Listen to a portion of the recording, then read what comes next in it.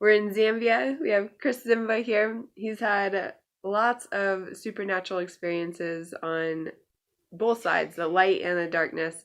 And so he's going to share another one of his stories with us. Yeah. Okay, so in the previous video, we're talking about encounters with demonic forces.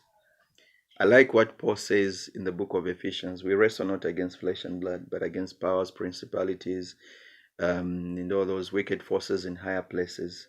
And Paul wouldn't have written that scripture if they didn't exist. Yeah. It's because they do exist. That's why Paul said we must be aware that there's a wrestling that's going on. And this wrestling is not against flesh and blood. And sometimes what you see in the physical is simply a manifestation of what is happening in the spiritual.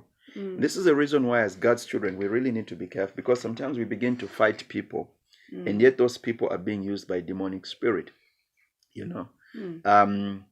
So Yeah. Sure. Because you shared with me what story you're going into, I want to ask you a question first about that.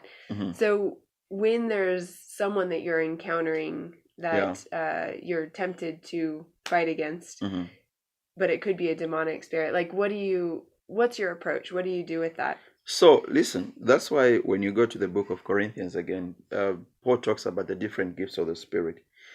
And I love each one of them, but perhaps my favorite, because maybe God allows me to function in that often, is the discerning of spirits, which simply is the recognition of the source of a spiritual manifestation.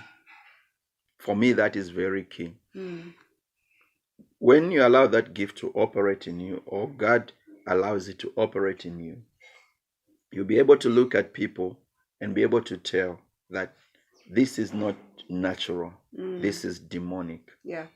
This is coming from the demonic world. Sometimes you show up at work and there's just this person who's ever lashing at you. Yeah. And you think this is physical, but it's spiritual.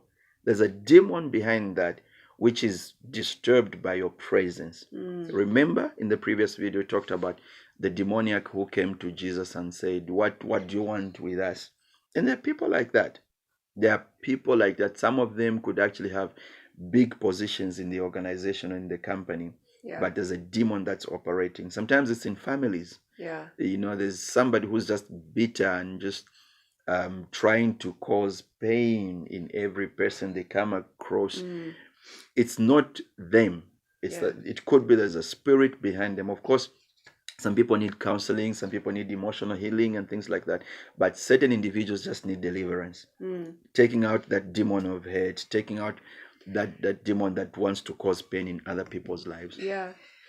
So I've learned that really with us being humans, like demons can't affect us unless we allow them to, right? They can't and so we actually open up the door for them. So whoever is being affected by that demon has opened up the door to that.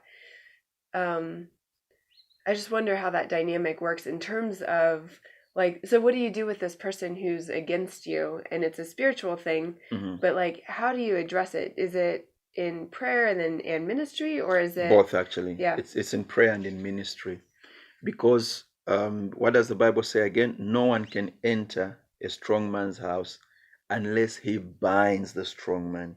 Yeah. And so if you are going to engage this person and begin to minister to them, you must begin by binding the strong man. Because when you bind the strong man, then you can get into their life. I see. That's how it works. So you begin by dealing with it from a spiritual point of view, and then you can go and deal with it from a physical point of view.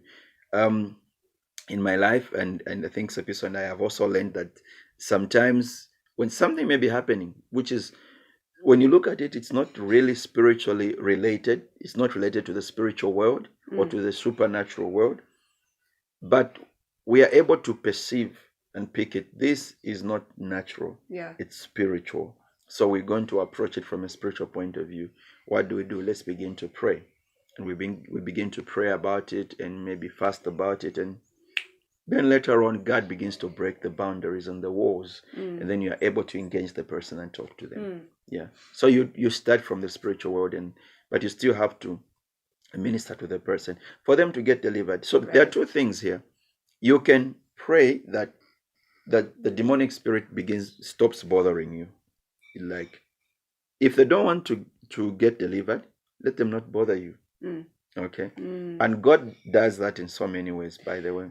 Do you pray that in private, or even like when you're experiencing this, do you like even say, like you did with the lady on the bus, I command you to be quiet? like I said, I think I was just so excited with exercising my spiritual authority back then. But at this stage, I'd say do it in private. Okay. Yeah. If you went to somebody in your workplace, Yeah. who's having a cup of coffee in their hands and say, I command you to be I quiet. command you to be quiet, you demonic spirit from hell. They're like, we need to get Chris out of here. Yeah, they'll get you out of there. They'll really get you out of there. But again, if you do that, you may actually close the door to ministering to them. Okay. Probably only Peter could take the get behind me Satan. Yeah. Not so many people can, Right. Not so many people can. So maybe Peter could take it from Jesus, get behind me Satan, but the rest of the people, I doubt. So you may end up closing the door to ministering to that person. Yeah. Okay, so even doing it, praying in your prayer closet, can still like shut the demon down that's operating. Exactly. Oh, okay. You don't have to talk directly to the demon. No. Interesting. You can from where you are. Okay. You can. Can they hear you when you think, the demons? Yes. Okay. They can. Yeah, I thought so. Yeah. So many people in America say that demons can't hear your thoughts, but I've thought that they can. Look, for me, I tend to think, what did Jesus strip Satan of? Was it the power, the authority, or the abilities? The authority. Yeah. So the majority of the abilities he had as an angel, he still has them. Yeah. Up to today. Yeah. He still has them. So that is very, very important for people to understand. What he doesn't have is the authority that he doesn't have. Yeah. And this is the reason why, if you can have power, but if you don't have authority, your power is useless. Yeah. Okay?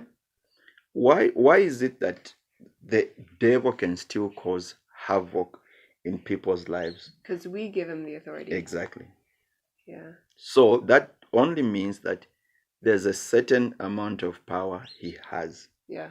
Demonic power, which binds people, which oppresses people, people who allow, and some of them, unfortunately, ignorantly allow that to happen. Yeah.